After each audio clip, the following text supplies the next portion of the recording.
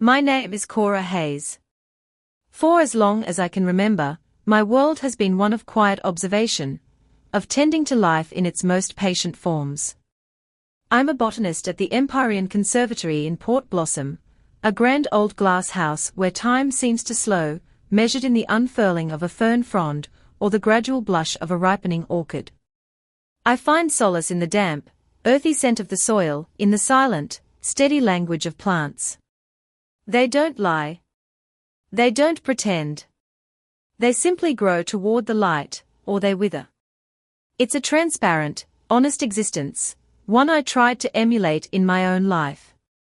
My life, until a year ago, felt like one of my carefully cultivated terrariums, beautiful, balanced, and secure behind its glass walls. At 29, I was engaged to Ethan Thorne, a man who seemed to have been designed by a committee of hopeless romantics.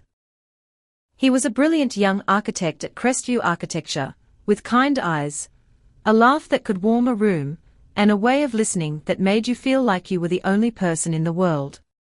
We met at a gallery opening, a world of sharp lines and abstract ideas that was far from my own, and he'd spent the entire evening asking me about the symbiotic relationship between fungi and tree roots. I thought I had found a man who appreciated the quiet, intricate details of life as much as I did. Our life together was a watercolor painting soft edges, gentle hues. We bought a condo in the Overlook, a neighborhood of restored brick buildings and artisanal coffee shops, and filled it with books, trailing philodendrons, and the promise of a shared future. My family adored him. My pragmatic father, a retired history professor, saw in Ethan a sharp intellect and a steady hand. My mother, a painter, was charmed by his appreciation for art and beauty. My older brother, Owen, a man who viewed most of my previous boyfriends with suspicion, had welcomed Ethan into our family with a rare and genuine warmth. And then there was Chloe Pierce. Chloe was not just my best friend, she was the co-author of my life story. We'd known each other since we were 6. Our houses on Hawthorne Avenue separated by a shared lawn. We'd worn a path through over 2 decades of secrets, laughter, and scraped knees. While I grew inward, toward books and gardens, Chloe grew outward, toward the spotlight. She was a force of nature, a high-powered PR executive at Apex Communications, who could command a boardroom with a single, perfectly arched eyebrow. She was the glittering, dynamic counterpart to my quiet stillness. She was my maid of honor. Of course, she was. Looking back, the signs were there, scattered like fallen petals I failed to see. They were subtle at first, whispers of unease in the harmony of my life. There was the way Chloe's hand would linger on Ethan's arm for a moment too long when she laughed at one of his jokes. There was the way Ethan started working late, his explanations filled with architectural jargon I didn't understand, but accepted without question. Love, I believed, was built on trust, and I was a faithful architect of that belief. The unease began to crystallize about 6 months before the wedding.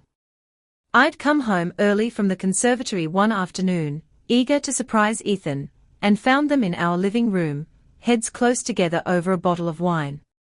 The air was charged with an intimacy that felt exclusive, a bubble I had just popped. Cora. You're home. Chloe's surprise was a little too bright, her smile a little too wide. Ethan was just helping me with the seating chart. It's a logistical nightmare, honestly. I thought we finished that last week, I said, my voice softer than I intended. A few last-minute RSVPs, Ethan said smoothly, getting up to kiss me.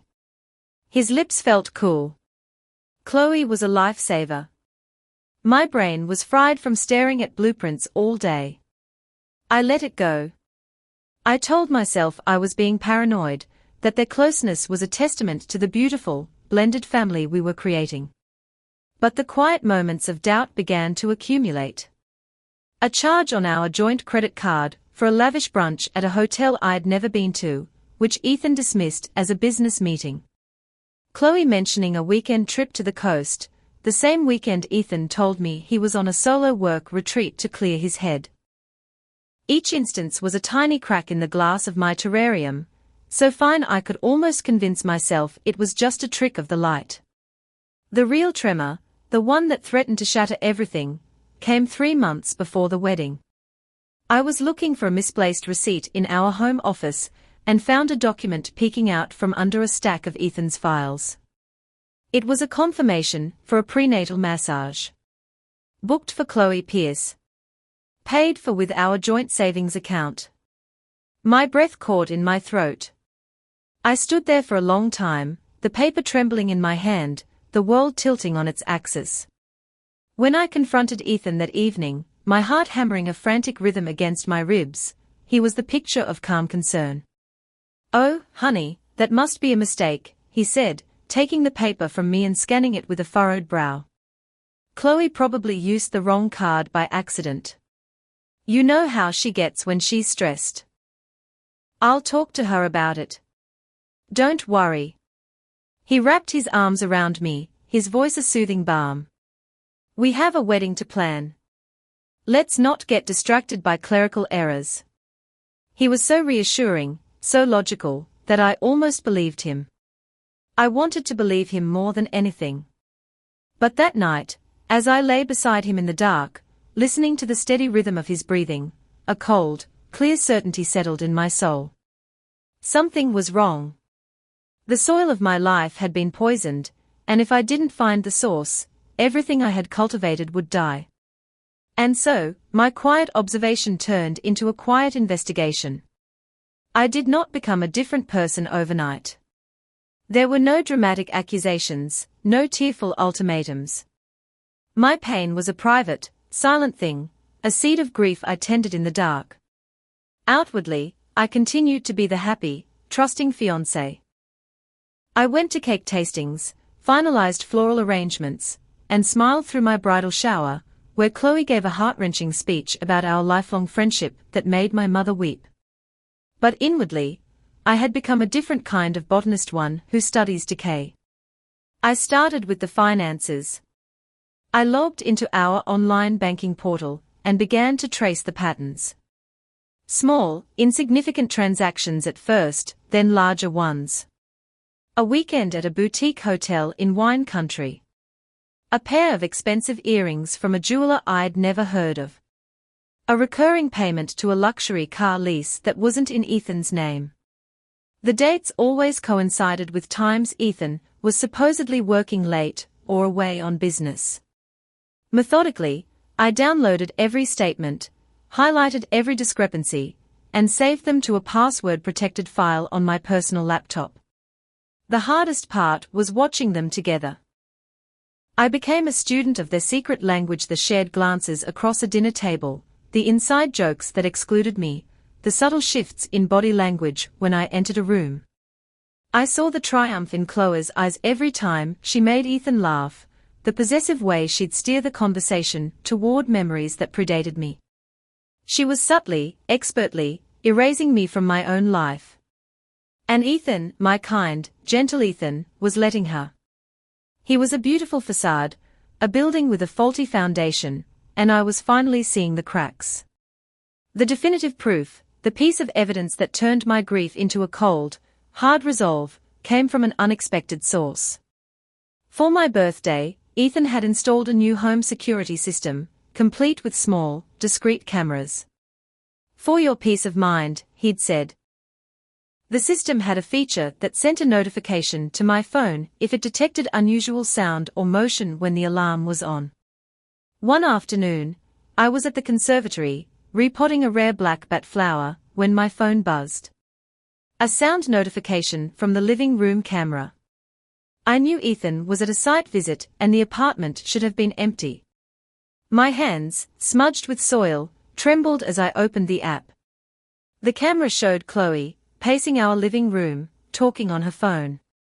I tapped the audio icon. Her voice, usually so polished and controlled, was sharp with giddy arrogance. "No, he's a total fool, he has no idea. Cora is so wrapped up in her stupid plants, she wouldn't notice if the world was ending around her. She actually believes this baby is David's. A cold laugh echoed through my phone's speaker. David was Ethan's business partner. Please. David is a stepping stone. Ethan is the endgame. Once we are married and the baby is here, he'll leave her. He promised. He said he's just waiting for the right time, doesn't want to ruin his good guy image. God, the inheritance money alone will be worth the wait. Cora's grandmother left her a fortune, and she's already put 30,000 of it into this wedding. A wedding that will make me Mrs. Thorne. The phone slipped from my hand and clattered onto the potting bench. The sound was deafening in the quiet greenhouse. I sank onto a stool, the scent of damp earth and blooming jasmine filling my lungs, but all I could feel was the icy grip of betrayal. She wasn't just stealing my fiancé, she was stealing my future, my security, my past. She was using our friendship as a weapon against me. I sat there for an hour, surrounded by the quiet, growing things I loved, and I made a choice. I would not wither. I would not let them cut me down and leave me to rot. I would let them walk all the way to the altar. I would let them stand before everyone we loved and cared about. And then, in the beautiful, sacred space they had conspired to desecrate, I would show them what happens when you underestimate a patient gardener. I would prune the dead wood from my life, and I would do it with surgical precision. The day of my wedding dawned pearly and soft, the port blossom sky streaked with pale pink and gold. A gentle mist hung over the city, making the world outside my parents' window look like a watercolor painting, just as I'd always imagined my life with Ethan. My family buzzed around me in a happy, nervous flurry. My mother helped me into my gown, a simple, elegant sheath of ivory silk that felt like a second skin. My father, his eyes glistening, told me I was the most beautiful thing he had ever seen.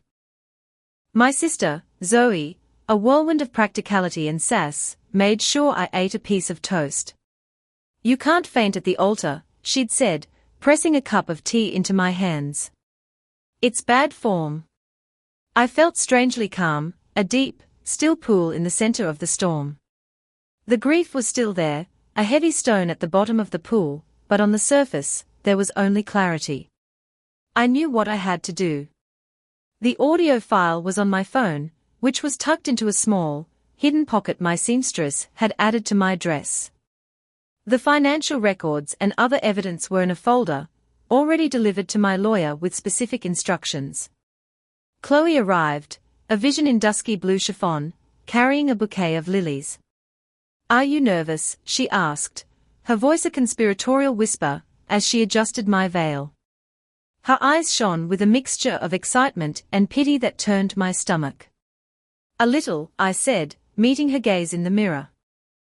But I'm also looking forward to everything being out in the open. It's important to start a marriage with honesty, don't you think?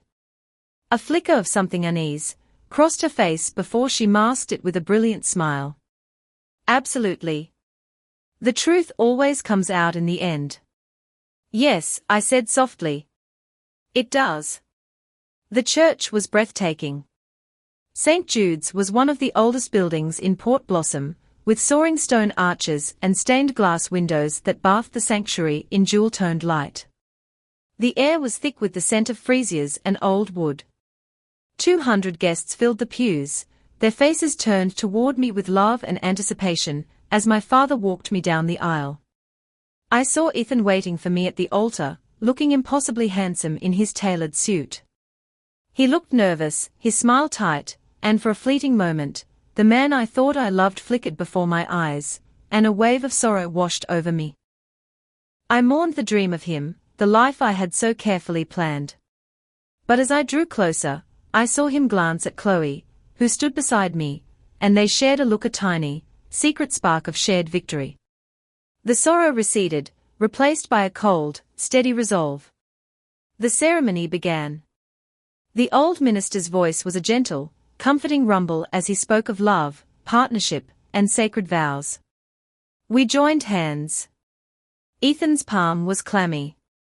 Do you, Ethan Thorne, take Cora Hayes to be your lawfully wedded wife? I do, he said, his voice cracking slightly. The minister turned to me. "And do you, Cora Hayes, take weight?" The word, spoken by Chloe, was not loud, but it sliced through the sacred silence like a shard of glass. A collective gasp rippled through the congregation. My mother's hand flew to her mouth. My brother, Owen, stiffened in the front pew. Chloe stepped forward, her face a mask of regretful sorrow. She was a brilliant actress. I had to give her that. "I'm so sorry," she said, her voice trembling just enough to be convincing. "I can't let this happen. Cora. You deserve to know the truth."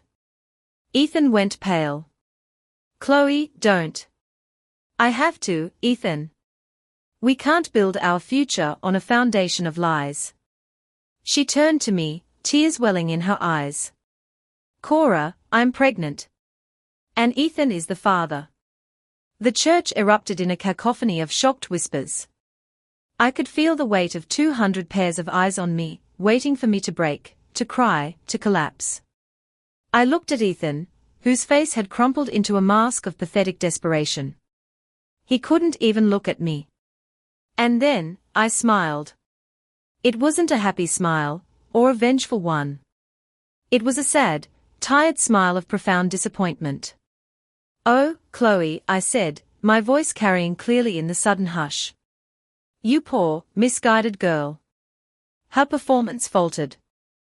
Confusion clouded her face. I reached into the hidden pocket of my dress, and pulled out my phone. With a few taps, I connected it to the church's Bluetooth sound system, the same one we'd set up for the recessional music. "Before we continue with this revelation," I said, my voice amplified now, filling every corner of the grand old church, "I think there's something everyone here should listen to." I pressed play. Chloe's own voice, crisp and clear, filled the sanctuary. "No, he's a total fool, he has no idea. Cora is so wrapped up in her stupid plants, she wouldn't notice if the world was ending around her. She actually believes this baby is David's. Ethan is the endgame. Once we are married and the baby is here, he'll leave her. He promised." The recording played on. The sound of her derisive laughter echoed off the stone arches, as she bragged about my inheritance, about Ethan's weakness, about their shared deceit. The congregation was utterly silent, frozen in disbelief. Ethan looked as if he'd been turned to stone. Chloe's face had drained of all color, her expression shifting from confusion to dawning horror, to absolute, soul-shattering panic. When the recording ended, a profound silence hung in the air. Chloe sank to her knees, the dusky blue chiffon pooling around her like spilled ink. "Cora. I can explain," she whispered, her voice a raw, broken thing. "Can you?" I asked, my voice still amplified, calm and steady. "Can you explain the $30,000 from my inheritance that you and Ethan funneled into a private account in his name? I have the bank statements." I looked out at the stunned faces of our friends and family. "Can you explain the lease on the downtown apartment you signed together, co-signed using a forged copy of my signature, as a guarantor? I have a copy of that, too." I turned my gaze to Ethan, who was now staring at me as if I were a stranger. "And Ethan, can you explain to your business partner, David, why Chloe believed he was the father of her child? Or perhaps you'd rather explain it to your investors, who might be interested to learn how you've been using company funds to pay for your mistress's lavish lifestyle." The chaos was immediate and absolute.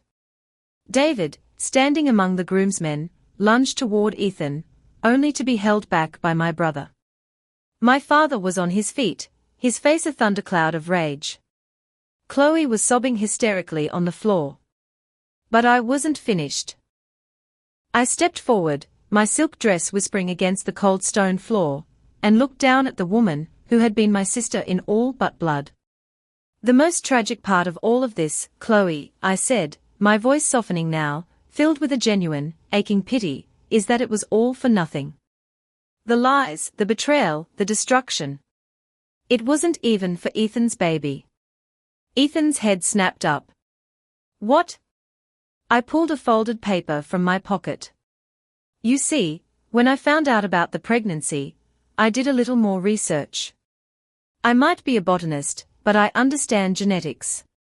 I had a private lab run a DNA test using a water bottle you left at my apartment, Ethan, and a coffee cup Chloe left behind. It's amazing what people discard. I held up the paper. The results came back last week. There's a 99.9% probability that Ethan is not the father. I let that sink in.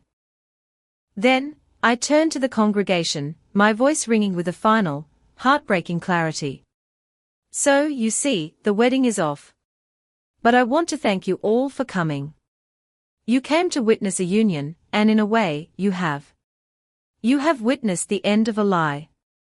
You have witnessed the truth. And you have witnessed the moment I finally chose to stop tending a garden that was full of weeds and poison. I took off my engagement ring, the diamond that had once seemed to promise a future, and placed it gently on the altar. Then, I turned, walked back up the aisle alone, my head held high, through the sea of shocked and sympathetic faces. The heavy church doors opened for me, and I stepped out into the soft, clean light of the rest of my life. The hours that followed were a blur of motion and emotion. My family enveloped me in a protective cocoon, shielding me from the storm of questions and pitying looks. Owen, my stoic older brother, simply held me for a long time, his silent strength a better comfort than any words. Zoe, my fiery sister, was already on her phone, a general marshalling her troops. Cancel the caterer. Hell no. We paid for that food. The reception is still on. It's not a wedding party anymore, it's an Independence Day party. And so, we went to the reception. The elegant ballroom, with its glittering chandeliers and tables laden with flowers, felt like a scene from an alternate reality. But instead of celebrating a marriage, we celebrated my liberation. My family and my truest friends, the ones who had rushed to my side without a moment's hesitation, danced and ate and toasted not to a future I had lost, but to a future I had reclaimed. My lawyer met me there, his expression a mixture of professional calm and personal admiration. The evidence you gathered is ironclad, Cora, he said, accepting a glass of champagne from my father. Fraud, embezzlement, forgery. Ethan's firm has already been notified about the misuse of funds. They are launching their own investigation. Professionally, he's finished. And Chloe? I asked, my voice quiet. Given the financial fraud, she's facing serious charges as well.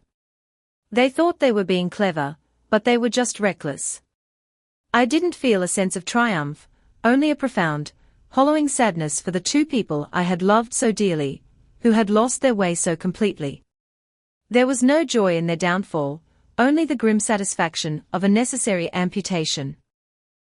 You don't celebrate cutting off a diseased limb, you simply feel the relief of knowing the poison can no longer spread. Later that evening, as the party began to wind down, Zoe found me standing alone on the terrace, looking out over the glittering lights of Port Blossom. She handed me a glass of wine. You know, she said, her voice uncharacteristically gentle, for a quiet plant lady, you have a surprisingly large capacity for tactical warfare. I managed a small laugh. I think I learned it from the plants. Some of them are beautiful, but they have thorns for a reason. They have to protect themselves. When did you know for sure? She asked, leaning against the railing beside me. That it was all rotten. The day I heard that recording, I said, taking a sip of wine. Before that, I could explain away the little things. I told myself I was being jealous, insecure. It's amazing what you can convince yourself of when you're afraid of being alone. You're not alone, she said fiercely, touching my arm. You were never alone. I knew she was right.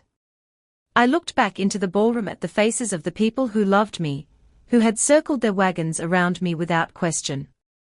This was my garden, my true ecosystem. It had been there all along, and in my focus on one beautiful, but ultimately deceptive, hothouse flower, I had neglected to appreciate the strength of the entire forest. A year has passed since that day. It has been a year of quiet rebuilding, of rediscovering the person I was before I became one half of a whole. Ethan and Chloe both took plea bargains to avoid a public trial. They received sentences of community service and probation, along with a court order to repay every cent they stole from me. The public humiliation, it turned out, was a far harsher sentence than any judge could have imposed. They lost their careers, their reputations, and most of their friends. I hear they moved away, to a different city, to try and start over. I hope, for their sakes, they find a way to live with more honesty. I sold the condo in the Overlook and used the money, along with the inheritance my grandmother left me, to put a down payment on a small cottage with a sprawling, overgrown garden just outside the city. It's my sanctuary. I've spent the last year with my hands in the dirt, pulling up tangled weeds, nurturing neglected rose bushes back to health, and planting new seeds. It's hard work, but it's honest work. Every new bloom feels like a victory. My work at the conservatory has become my passion more than ever. I've started a program for at-risk youth, teaching them about horticulture, showing them how to care for something and watch it grow. I see in their faces the same sense of peace I find among the leaves and flowers, a quiet confidence that comes from nurturing life. Sometimes, when the light is just right and a soft rain is falling on the glass roof of the conservatory, I think about the life I almost had. I feel a pang of nostalgia for the dream, but not for the reality. The girl who walked down that aisle believed that love was a safe harbor, a place to be protected. The woman I am now knows that love, true love, is not about protection, but about growth. It requires light, and space, and the courage to prune away what is no longer living to make way for what is. I don't know what the future holds. There is no 5-year plan, no perfectly curated vision. My life is less like a terrarium now and more like my wild, rambling garden, a little messy, unpredictable, but vibrant and resilient and utterly my own. And for the first time, I understand that this is where the truest beauty lies. Not in the perfect, untouched bloom, but in the deep, strong roots that anchor you, even after the most violent of storms.